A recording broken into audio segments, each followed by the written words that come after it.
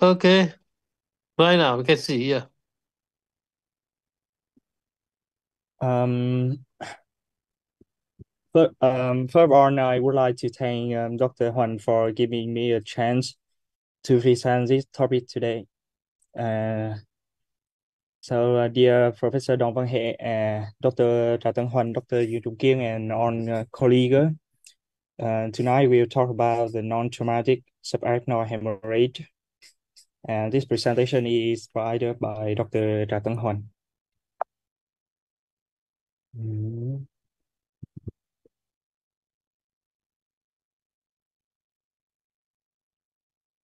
So we will first we go with the anatomy and definition. And normally, the arachnoid space contains cerebral spinal fluid. Cerebral spinal fluid circulate throughout the central nervous system, including the brain and spinal cord. And the large blood vessel, especially the Willi polygons, are located in the arachnoid space, not surrounded by brain parenchyma. That is why arachnoid hemorrhage occurs when there is damage to the vascular system of the central nervous system.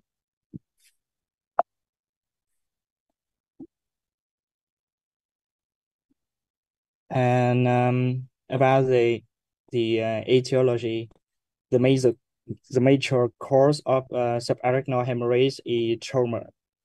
But today we will focus on the non-traumatic. So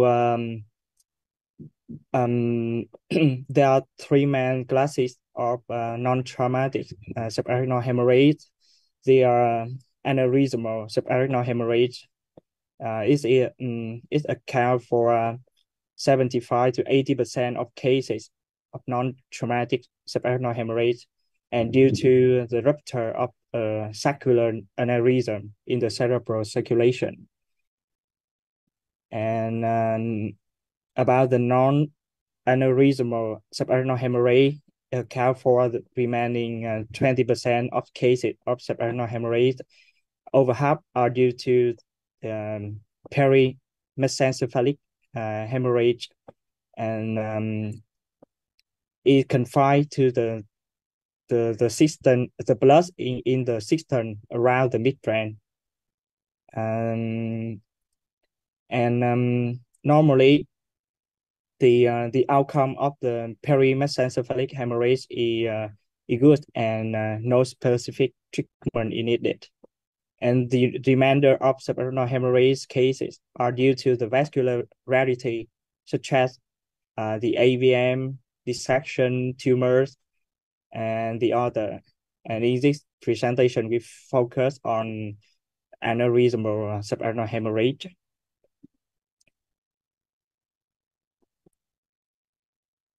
About the incidence and prevalence of aneurysmal subarachnoid hemorrhage, it accounts for about 3 to 5% of all stroke with an incident in Western population of 6 to 10 cases per 100,000 person per year, and many people die from subarachnoid hemorrhage before reaching the hospital.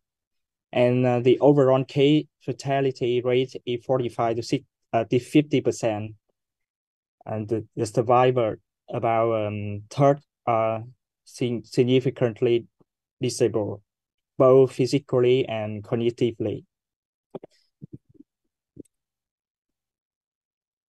About the risk of the subarachnoid hemorrhage from saccular aneurysm, we have the 2% rupture per year with the size, the large aneurysm with a size larger than 7 millimeter. And the location is 80 to 90% of the aneurysm are found in the anterior carotid circulation or communicating arteries of the circle of Willis. The gender, we have the female in more population than male, and we have the modifiable risk factor, but alcohol, smoking, and hypertension And these factors are much more important in the causation of subarachnoid hemorrhage than any genetic predisposition, which is implicated in only 10% of cases.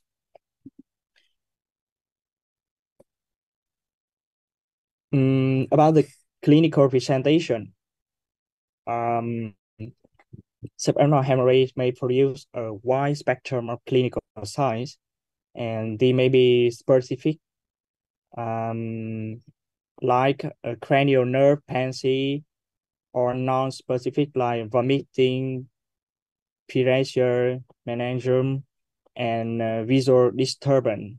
But the likelihood of onset and the history of the worst ever headache, particularly of rapid onset, and perhaps with associated seizure.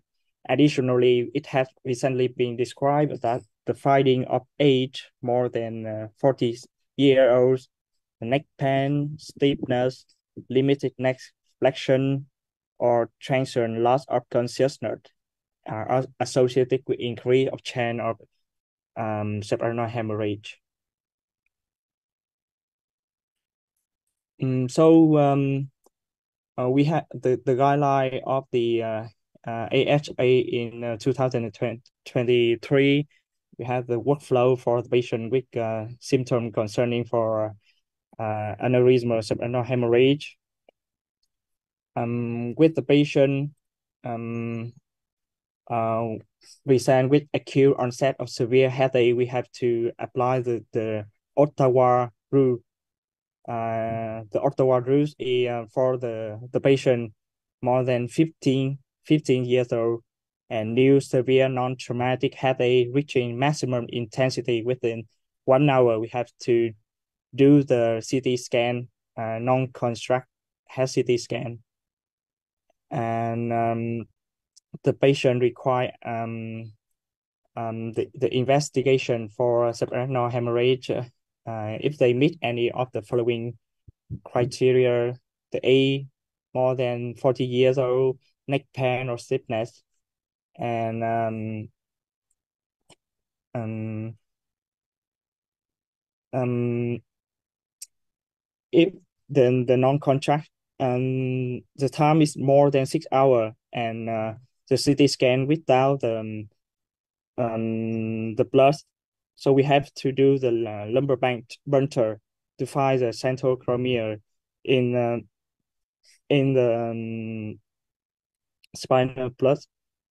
But if have there is a central chromia in the lumbar puncture, we have to do the CTA and DSA for the detection of the aneurysm. And about we have the Herrnhut Grady scale for the prognosis and outcome in patient with subarachnoid hemorrhage. It has 5 grade, and another scale is World Federation of Neurosurgical Society, and this scale is the higher score and the poorer of prognosis. About the investigation, we have to do the CT scan. The first investigation is non-construct CT scan, and this is remain the cornerstone of diagnosis for detect intracranial bleeding in 95% within the 24 hours, but only 70% after 5 days and 50% after 1 week. And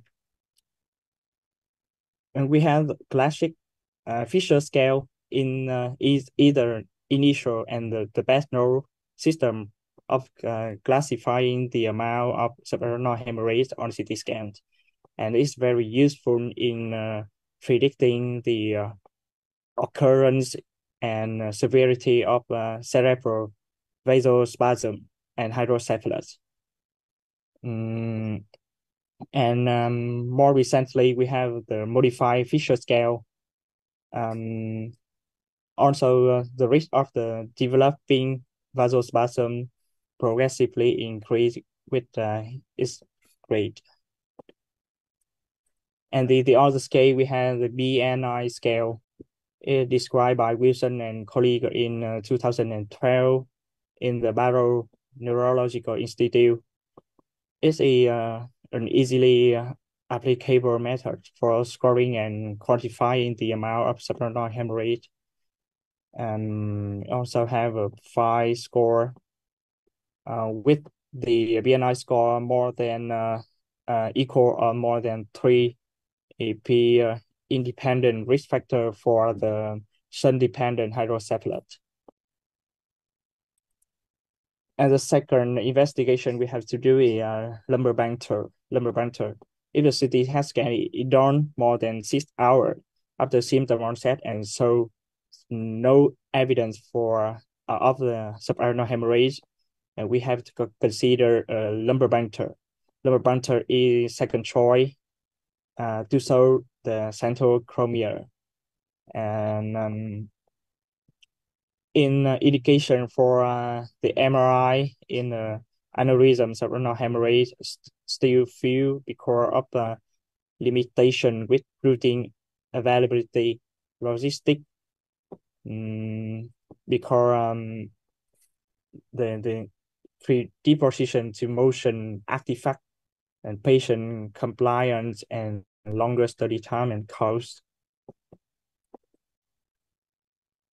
For the gold standard for the detection of aneurysm is still the DSA. It's the DSA is gold standard, and the CTA sensitivity is 85 to 60 to 98% equal or superior to angel. And about the MRI, the sensitivity is about 70 to 100%, and the specificity is the same with a critical size more than 5 millimeter. About the treatment, we have to timing treatment for the patient with aneurysms or hemorrhage. And the treatment should be performed as early as feasible.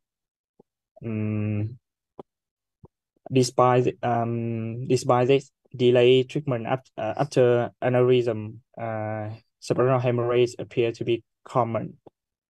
The factor associated with delay in treatment of aneurysm or subarachnoid hemorrhage about the demographic factor or healthcare related factor or health system related factor. And we can divide it into 2 phases.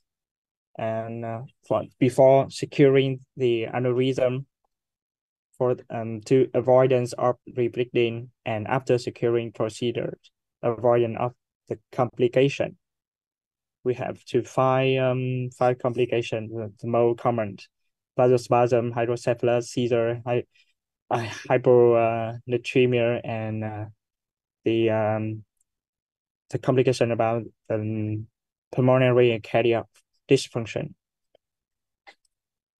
Before securing the aneurysm, the rebleeding is the most severe complication.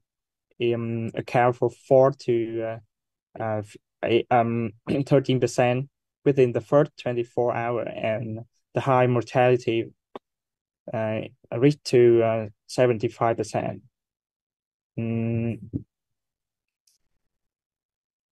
And the risk of rebleeding is maximal in the first 2 to 12 hours. So before this securing the aneurysm, we have to treat the patient with bed rest in the quiet environment, very close observation and monitoring of vital signs, soft diet with modest fluid restriction, stool softener, anesthesia with shock-acting agent, and have to start immediately nimodipine 60 milligram um, every 4 hours, and maybe prophylactic quick um, anti seizure drug. And available evidence is insufficient to recommend any specific blood pressure target to avoid severe hypo or hypertension. But there's some presentation I read. So they recommend the blood pressure is under 160 millimeters. And the immediately uh, anticoagulation reversal in any patient presenting with aneurysm or cerebral hemorrhage is strongly recommended.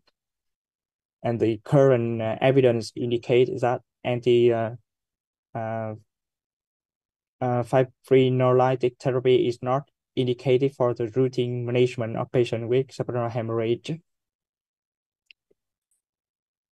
About the patient um,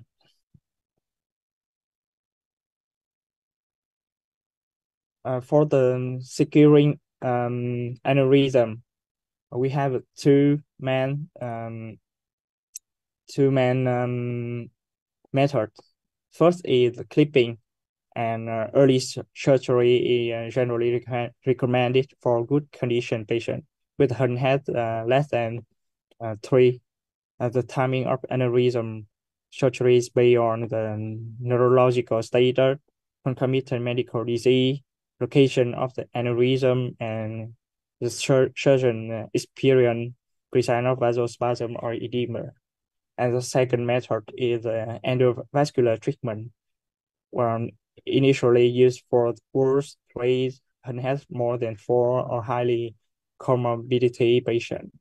The coil embolism and with the new develop of the endovascular technology with like stain acetic coiling, balloon acetic coiling of flow, diverter, or disruption.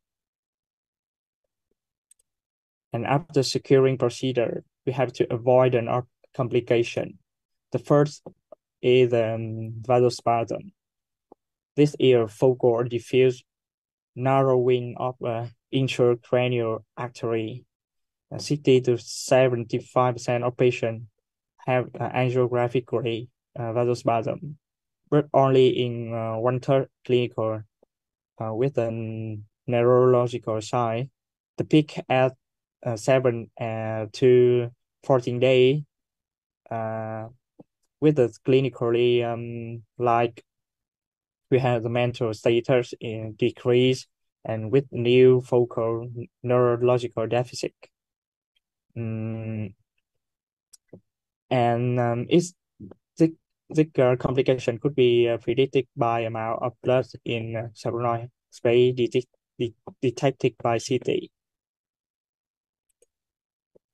For the treatment, we have to use the nimodipine 60 milligram every 4 hours, help reducing 34% cerebral infarction and 40% poor outcomes. The oral nimodipine should be administered to all patients with aneurysm, cerebral hemorrhage. This have a very strong evidence. Class A.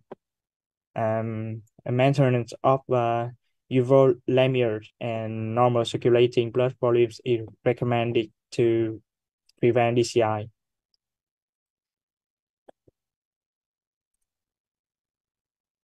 And DCI delayed cerebral infarction, 30 to 40% of patients with cerebral hemorrhage, and the pathophysiology is poorly understood, and being able to predict the patient as greatest risk of developing design is an ongoing research priority. Mm, Design identified a new neurological impairment within 6 weeks for subarachnoid hemorrhage onset. Mm, um,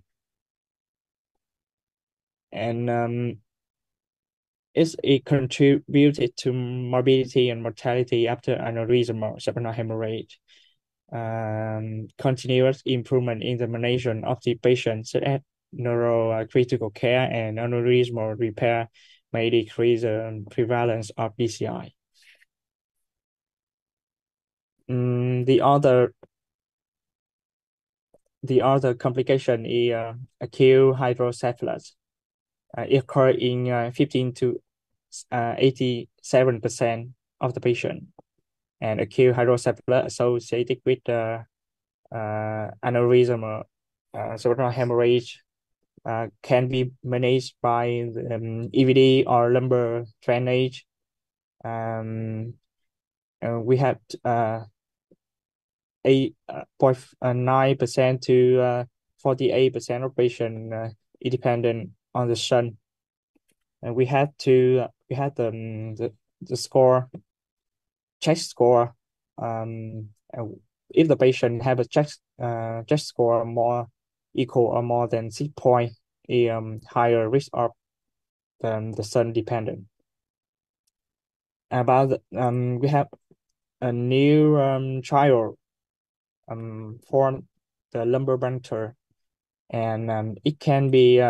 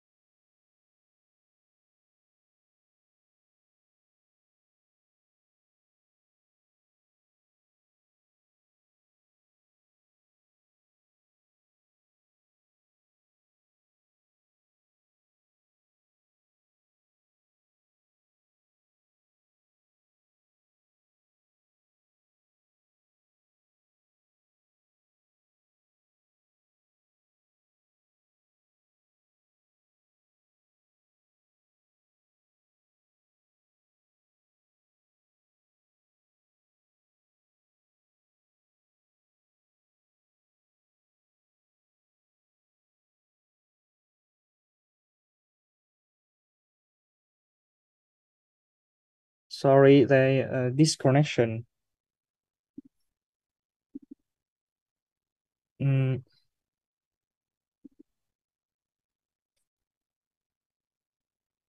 so you can see my screen. Yes, we can see now.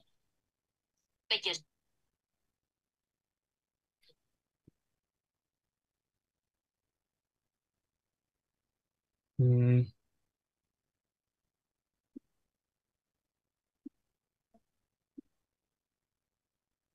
Yes, uh, so please okay. show the full please show the full slide, please. You go to slideshow.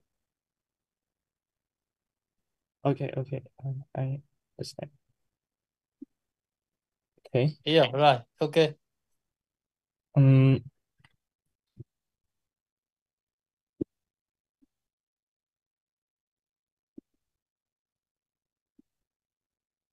and about the incident of the seizure. So there are some recommend for the prophylactic anti-seizure drug for the subarachnoid hemorrhage patient, um, and some evidence recommend for the levetiracetam in a 3 day seem to provide similar seizure prevention with better outcome compared with longer term treatment.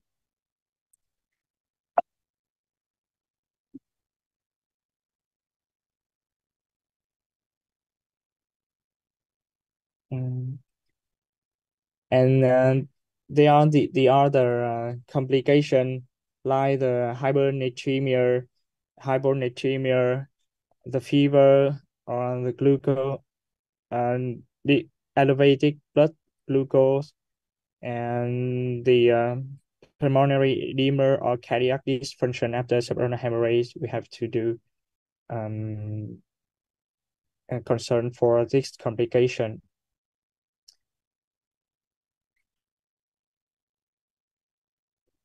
So the AHA guidelines through 2023 um, a for the diagnosis and treatment for aneurysm subdural hemorrhage in adults is 10 a day for the previous guidelines. And this new section in this 2023 include nursing care and the recovery for the patient. For the conclusion, aneurysm subdural hemorrhage is a significant cause of morbidity and mortality throughout the world. It should be diagnosed and treatment as soon as possible.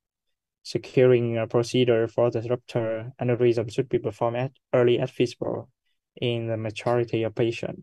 And prevention and treatment of medical complication of aneurysm or subdural hemorrhage should be considered in all patients. So thank you for your attention. Okay, thank you very much, Dr. Khoi, for the